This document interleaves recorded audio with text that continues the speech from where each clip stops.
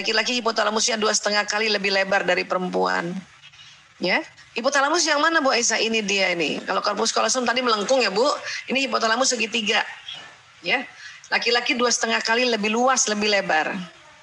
Kalau ini hipotalamusnya laki-laki, nah bisa jadi dia separohnya itu, nggak ada separoh lah. Kalau separoh kan 2 kali, ini kan 2,5 kali. Ya, ini mungkin ya nggak ada setengah ya perempuan ya. Emangnya hipotalamus apa Bu Aisyah fungsinya? Banyak. Ada beberapa yang kita bahas hari ini ya. 1, ini pusat syahwat birahi ya, saudara-saudaraku sayang ya. Laki-laki syahwat birahinya memang lebih lebar.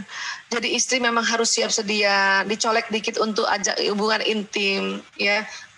Siaplah. Tapi kan capek Bu Aisyah, mana saya yang kerja, saya urusan rumah, anak-anak PJJ.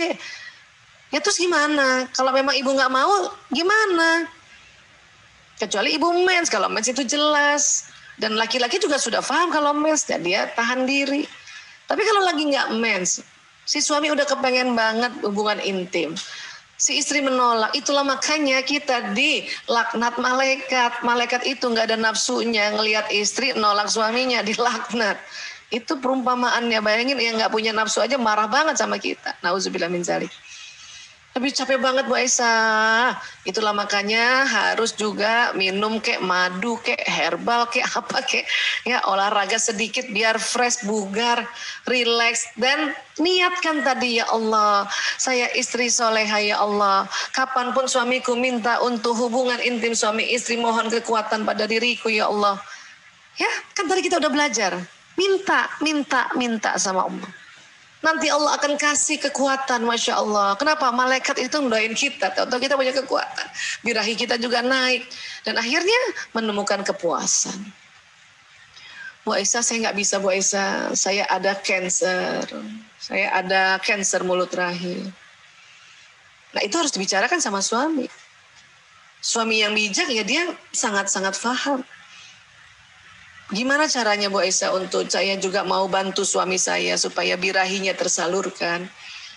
Tapi nggak perlu dengan saya carikan perempuan untuk jadi istrinya. Ya ibu harus pintar, harus cerdas gimana caranya. Ya, tentu mungkin tidak lewat vagina kah. Itu bisa kok. Tapi ada juga ibu-ibu bilang, aduh saya capek banget gak bisa Bu Aisyah, saya udah rahim, ya ada CA, kemudian saya udah lulu lantak, ada mungkin karena ini mungkin sudah metastasis. Nah kalau gitu ibu harus dengan sadar tanya sama suami, Mas, aku udah kayak gini, aku kasihan sama kamu, bagaimana kalau aku pilihkan perempuan untuk kamu nikahkan? Nah kalau yang kayak gitu, ibu ada istri kayak gitu Bu, itu langsung masuk surganya, fast track. Tapi sedih banget Bu Aisyah, kan jadinya poligami. Pastilah, pasti sedih, masa nggak sedih? Tapi kan kondisi kita tidak menyanggupi untuk menyalurkan syahwat birahinya suami. Ini harus juga sadar. Bu Aisyah, saya sehat walafiat, setiap diajak juga saya mau, tapi suami juga mau poligami. Nah, itu yang lain itu yang beda, itu yang perlu diajak bicara baik-baik. Saya kuat kok, kamu masih mau juga cari yang lain. Itu ya. Jadi lihat-lihat kasusnya. Makanya Allah juga memberikan kita hukum poligami. Untuk apa? Untuk kita istri-istri yang tidak mampu lagi secara syahwat birahi melayaninya. Itu sebetulnya. Ya. Oke. Baik, apalagi ini menjaga keamanan. Kalau laki-laki 2,5 kali lebih lebar, berarti laki-laki lebih hebat, lebih jago, lebih pandai menjaga keamanan dibanding perempuan. Inilah mengapa dikatakan ar-rijalu qawwamuna 'alan nisa, laki-laki pelindung perempuan. Atau bisa juga dikatakan laki-laki pemimpin perempuan. Untuk itu kalau untuk skup besar, skup yang luas, yang dipimpin banyak, itu memang cocoknya laki-laki secara fitrah. Karena hipotalamusnya 2,5 kali lebih lebar. Ya, tapi kalau skupnya kecil ya oke lah kita perempuan. Berarti perempuan-perempuan yang biasanya yang ekstrovert atau yang agak tomboy ya. Ya, nah. Jadi laki-laki itu sejak kecil pun dia jago jaga keamanan. Anak laki-laki walaupun masih kecil dan laki-laki suka bermain, tapi kalau ibunya sakit, anak laki yang jagain dibanding anak perempuan. Anak perempuan itu cuma nanya, "Ibu kenapa? Ibu kenapa?" Anak laki enggak banyak tanya. Udah. Ibu mau tidur. Udah aku jagain di sini. Itu kata anak laki. Ya, makanya mengapa anak laki-laki itu dekat sekali sama ibunya. Kenapa anak laki-laki tidak jagain bapaknya? Karena bawah sadar anak laki-laki itu ya merasa bahwa bapak nggak usah dijagain. Kenapa? Karena dia juga punya hipotalamus. Ngapain jagain bapak yang hipotalamusnya lebar juga? Begitu anak laki-laki bawah sadar mengatakan itu. Tapi kalau udah sadar, udah belajar kayak gini, baru ngerti, oh pantesan gitu. Itulah makanya bapak-bapak jagain anak perempuannya. Karena dipikir ibunya udah dijagain sama anak laki gitu. Ya. Oke, apalagi Bu Aisyah? Hipotalamus ya, selain menjaga keamanan, pusat lapar dan haus. Jadi supaya ngomong efektif sama suami atau anak laki-laki ya, khususnya ya perhatikan makan minumnya. Pantang nasihati anak laki dalam keadaan lapar dan haus. Suami kalau pulang yang paling suka ditanya adalah, ayo udah makan ya? Walaupun kita tahu dia pergi makan, tanya itu karena dia pas banget dengan otaknya.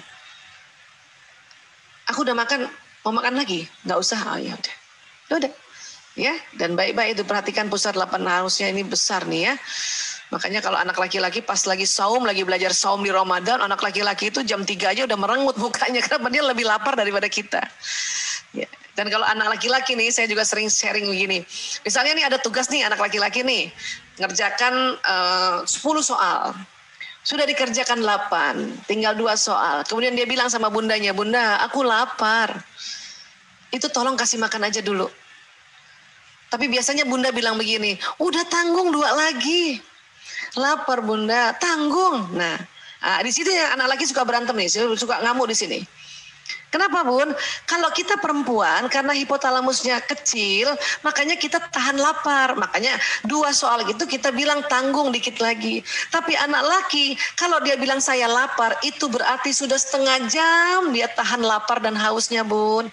Jadi lebih baik kasih makan dulu. Dengan bikin janji, abis makan kerjaan dia ya. Itu akan cepat, gak perlu bertengkar, gak perlu ngamuk. Ini yang perlu kita harus tahu, karena yang kecil-kecil ini kadang kita bertengkar. Suami juga begitu. Ya bantuin dong Mbak ya. Aduh aku lapar. Ya tanggung ya bantuin dulu. Ini angkat koper. Aku lapar. Tuh itu berantem nanti suami. Ya tolong angkat koper. Aku lapar. Oh ya deh kalau gitu ayo makan dulu. Abis itu bantuin ya. Gitulah supaya kita paham tentang mereka. Ya. Kemudian apa? Pusat tidur. Jangan heran bapak-bapak yang lebih cepat tidur. Walaupun ibu-ibu yang bangunnya lebih cepat, jangan heran. Kenapa? Ini memang pusat tidurnya lebih lebar. Jangan heran juga anak laki-laki itu, ya apalagi anak laki-laki remaja itu suka tidur-tiduran sambil pelajaran PJJ. Gak usah heran. Kenapa? Pusat tidurnya memang lebih lebar. Kenapa? Karena dipersiapkan untuk bisa kerja besok hari lagi. Ya Bu Aisyah, saya udah nungguin. Masa dia gak jadi hubungan intim sama istri? Biarkan tidur dulu Bu. Nanti tengah malam dia bangun itu lebih libidonya naik, birahinya naik. Jadi kita yang nggak tidur nggak apa-apa, hipotalamus kita kecil, ya perempuan aja ya tidur aja otaknya kerja gitu. Kalau laki-laki karena hipotalamusnya lebar, kalau laki-laki tidur 70% otaknya off, 30% yang on. Tapi perempuan karena hipotalamusnya kecil, nggak ada setengahnya ini.